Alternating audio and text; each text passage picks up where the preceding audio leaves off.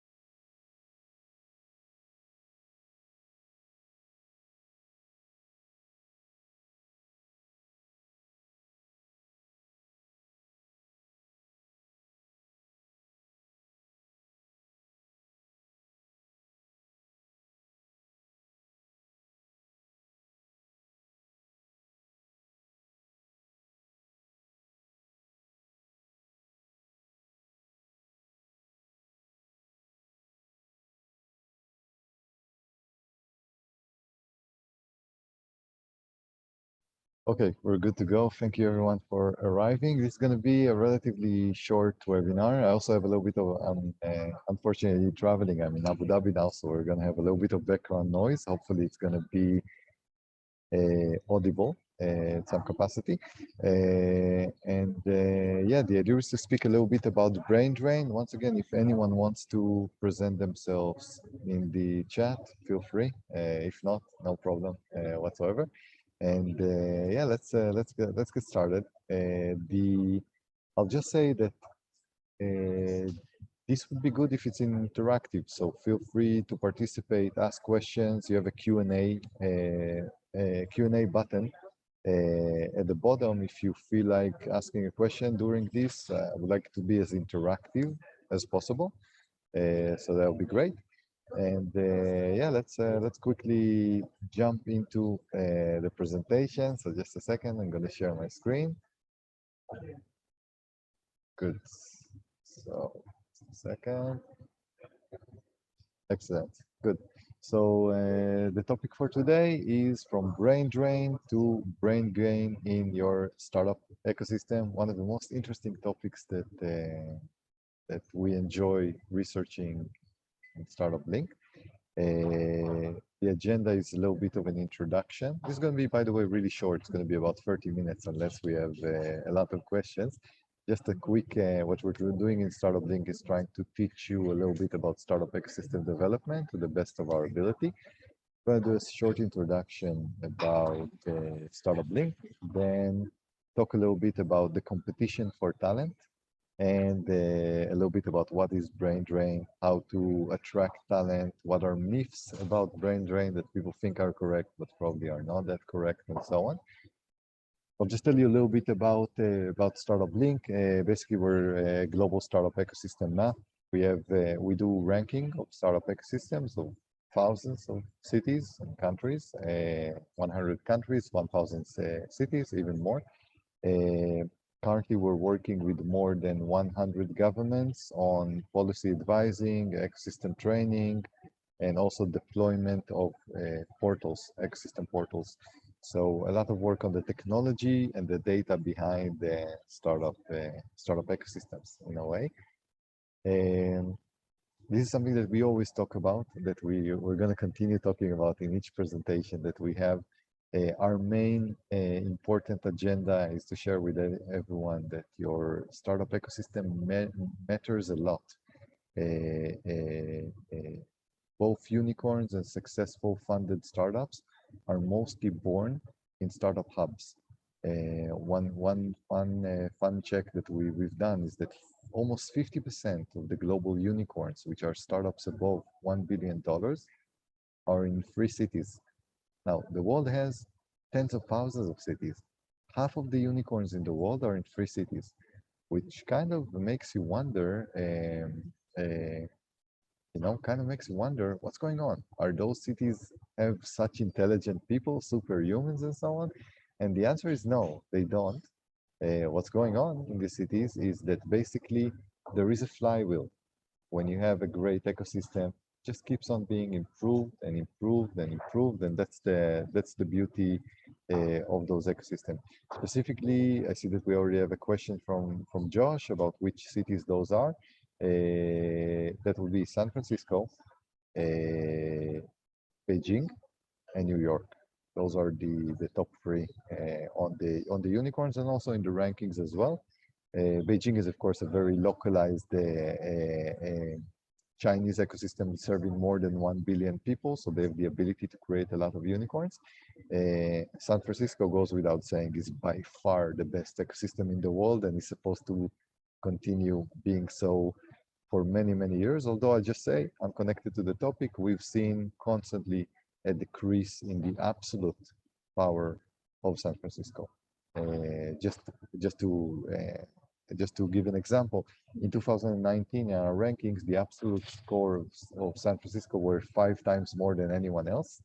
In 2020, it was 4 times more. And in 2021, it was 3 times more. So we're actually seeing a lot of value destruction in San Francisco. But this will continue to probably happen. It's going to be 2.5 times more, 2 times more, 1.8, 1.7, and so on. But they're still probably going to be in the top, at least for the next 10 years. I don't see any change of that, but just as a side note. But yeah, but the gaps are closing in a way.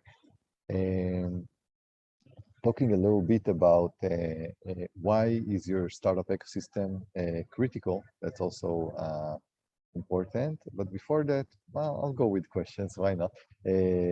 Alan is asking about which ones are the up and coming startup ecosystem locations. Great question.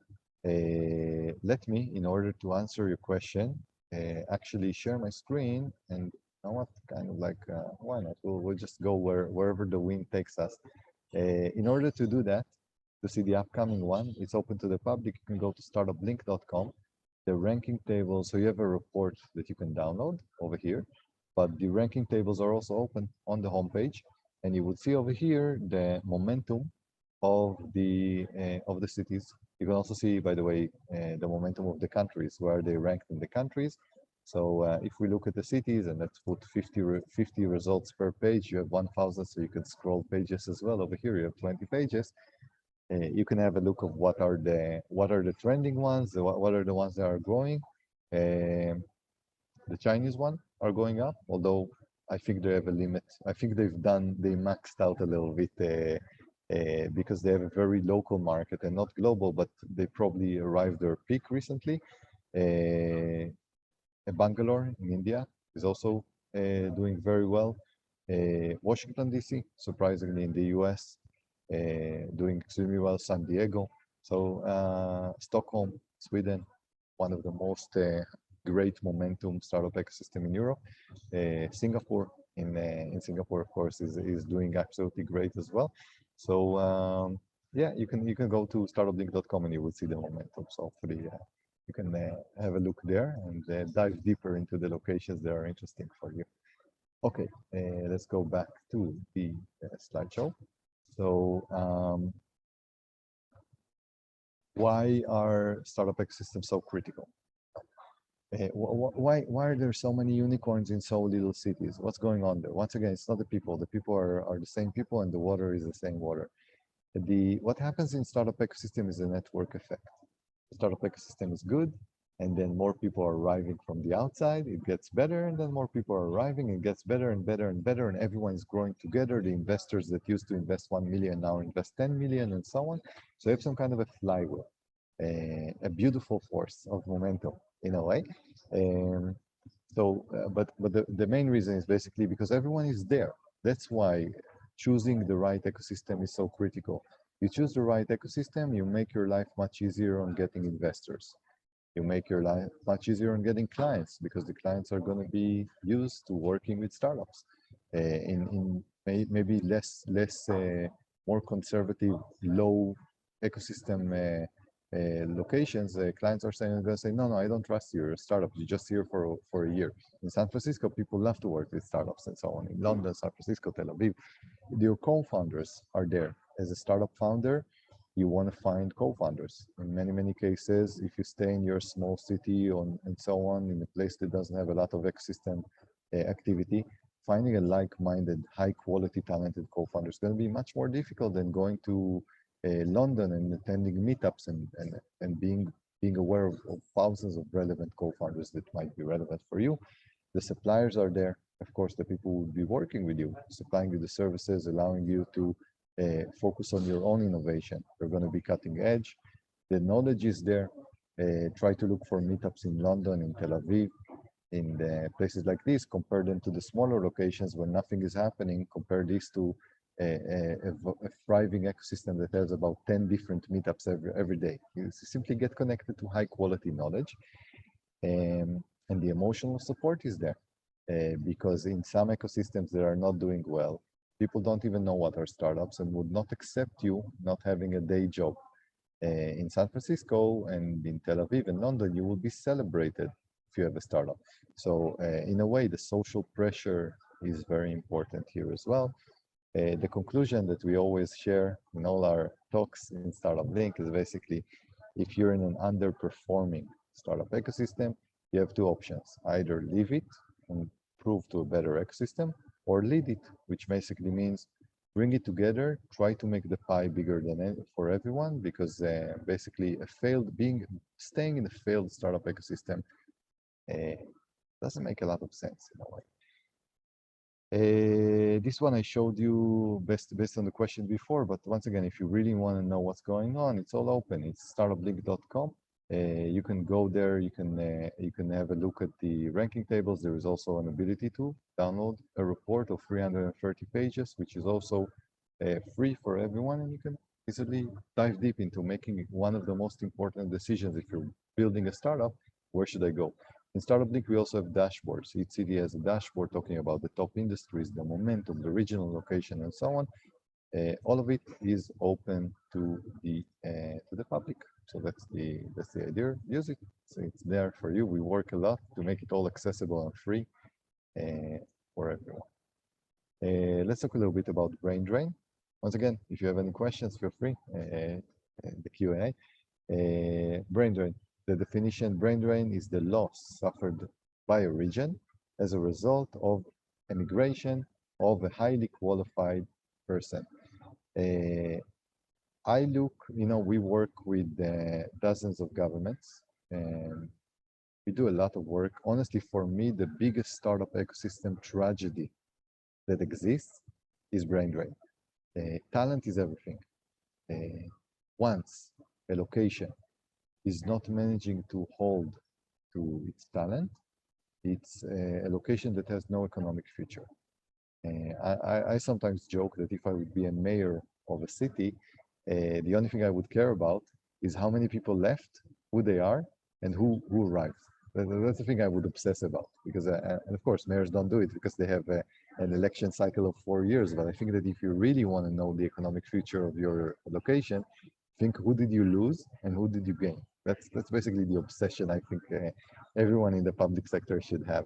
And of course, the beauty of it here is that brain drain also has a very positive side, which is brain gain of another place. So your loss, let's say, is someone else's amazing win. So it's not all negative. Just make sure that your ecosystem is the one winning and not losing. And you probably know. How do you know? Think about your friends. Who are they? Are they currently in your city? It means that your city can retain talent. Are they out? Did they go to another country or another city? It means that your city is losing on the brain drain game, and its financial future is heavily impacted by it. So that's the idea. It's important to say all the ecosystems are competing for talent. There is not a lot of cooperation between ecosystems.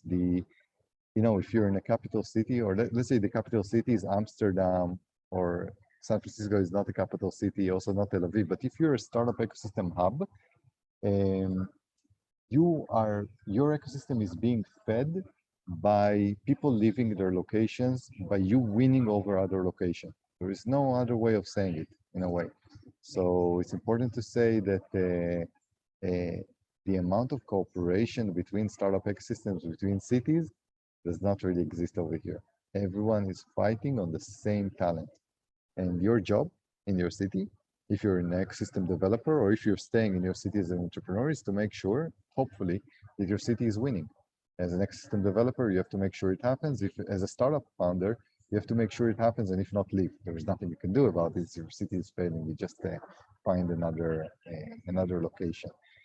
And let's talk a little bit about myths about brain drain. Some things that people might think it's correct, but maybe according to our experience is not correct. And the first one would be that brain drain is only a problem of third world countries. So first of all, it is a big problem of developing countries, but it's also a problem of developed countries. I'll give you an example. Shopify, which is a startup that is worth more than $100 billion, and a monster, started by a German founder, Toby Lutke, that has left Germany and went to Canada. So just by one person deciding that they feel like going from one place to another, a country has lost an asset that would have been the biggest European startup in the history of Europe. Interesting, right? Like that's and it's Germany. It's not a developing country. Israel, for example, Israel currently has 52 founders that have built unicorn in the USA, not in Israel.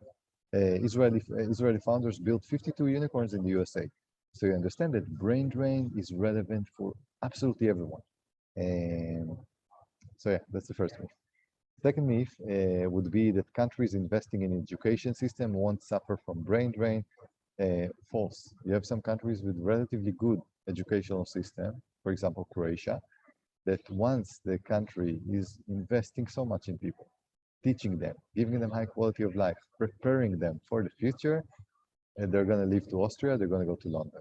So a good educational system does not guarantee anything for you. People are going to learn and take your resources, but then they're going to build their creation where it makes sense to build it. If you don't make sure that if you only focus on education and quality of life, but don't make sure that you're the place to build those high quality businesses, you're going to lose those people. You're basically going to do the work for someone else who's going to get a talented, prepared person for the world, building their amazing things, not in your place. Another thing is it's okay if people are leaving early, since they will go back in the future and form a strong diaspora. Also not true. Basically, if people are leaving, your ecosystem is losing those people. They might return later on when they're retired and so on. But the sooner you lose them in their career, the sooner they leave, the less you have chances of bringing them back or receiving the massive amount of benefits that they can give you. So one of the things that we say is, look, at the end of the day, if someone is super ambitious and they want to build a global startup, they will build it and they would go to San Francisco. They will not stay, let's say, in Cork in Ireland to do that. That's totally fine. The question is, can they stay much longer? Like, can Cork or Galway or Dublin or whatever in Ireland can give them the amount of support to start at least in their location and then move to San Francisco when they have a little bit of ties to their ecosystem? Because for me, the big tragedy is a young entrepreneur. Say they're like 22. that just lives without trying to build anything in their hometown, and then there is no connection to the hometown other than being proud of being Irish or Scottish and so on. There's nothing else, and that's something that is important. You want to avoid the leaving early as much as possible. It will happen, but at least make sure that there are ties before it happens, so those ties can be maintained in a way. So yeah, that's basically the idea over here. A little bit about that. Let's see if we have questions. Just a second.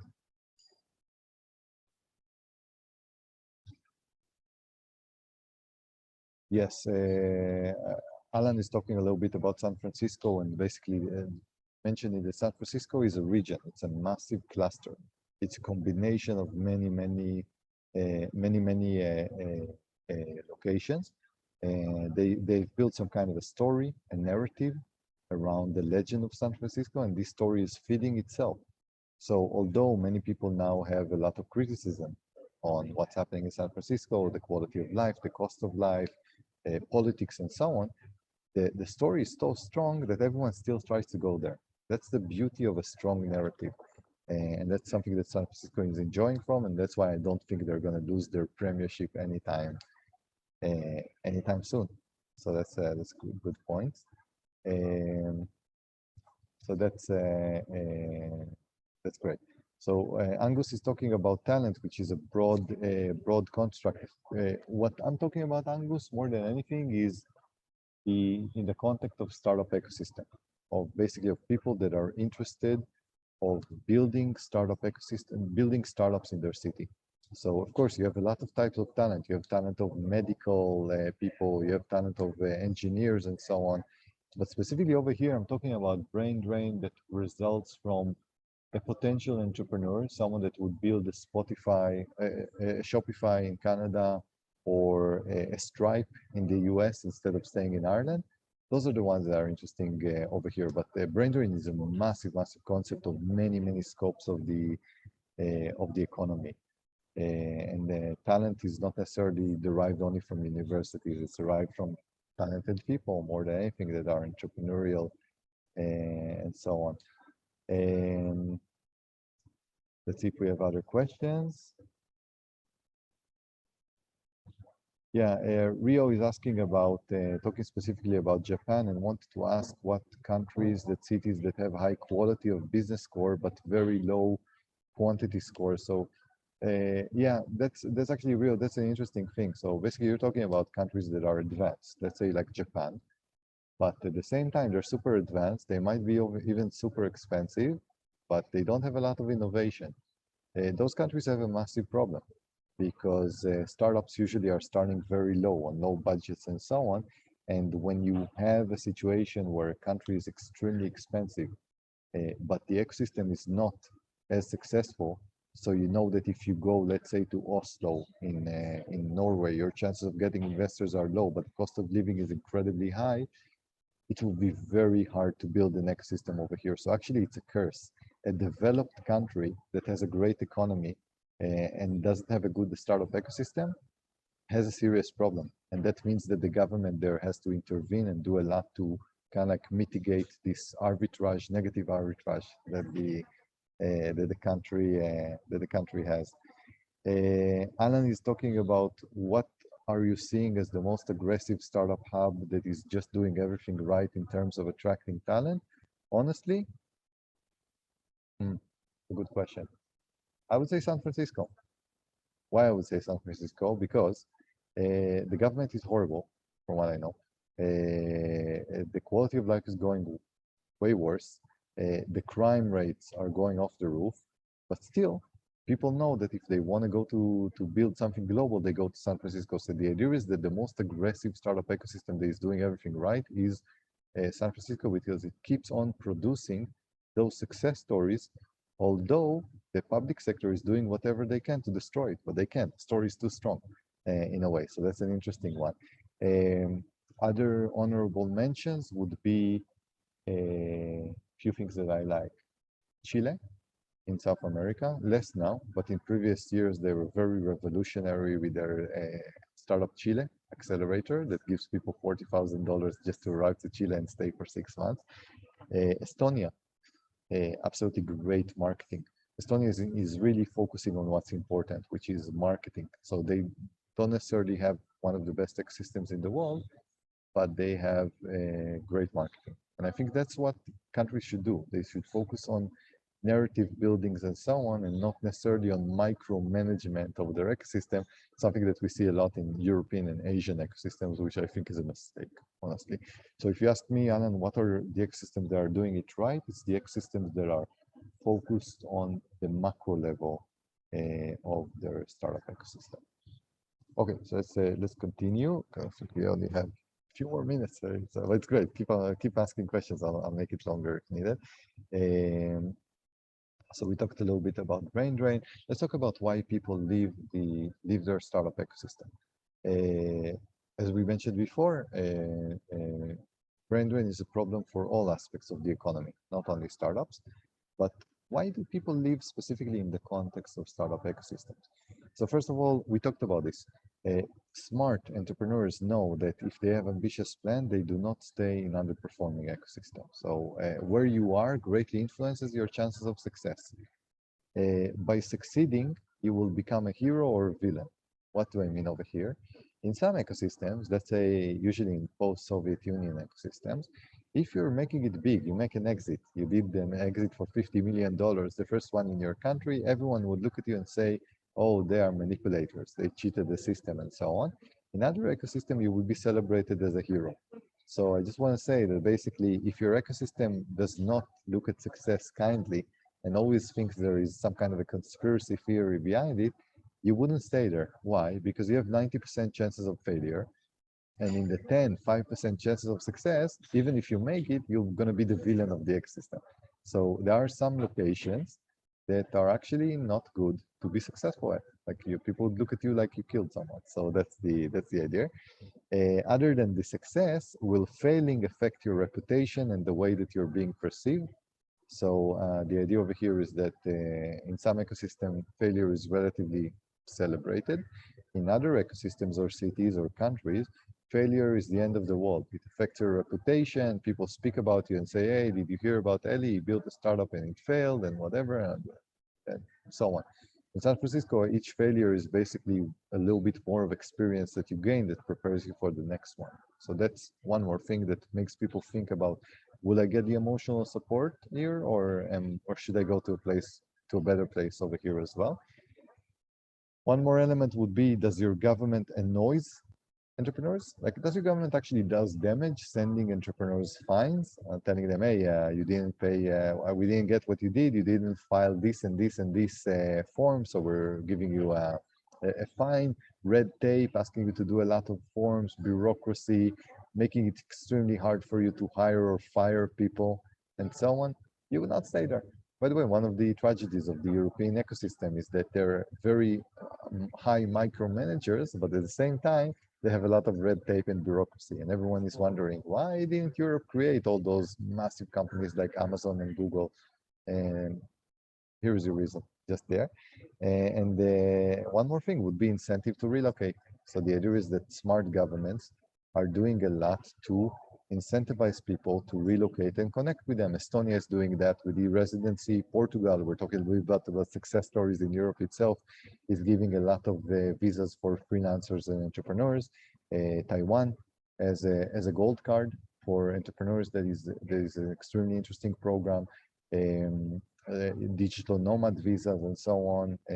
Abu Dhabi, Dubai are doing a lot. So some places are actively fighting for talent. So that would be the idea. And if we're talking about how can governments reverse brain drain and attract talent, I'll just say that, just repeating what I said, if you only do one thing is stay out of the way, because the worst thing you can happen that you can do is create damage. First thing, don't do any damage. And many governments still have to learn a little bit about that.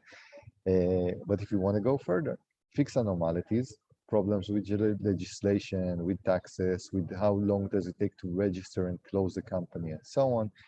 Heavily promote your ecosystem connected to the question of Alan, who does it right? Whoever does it right thinks like a startup. So if you market like a startup, like Estonia, digital nation, Dubai, the MENA region hub, Israel, the startup nation, if you have high quality marketing, just like a startup has high quality marketing, you need high quality marketing for your ecosystem as well.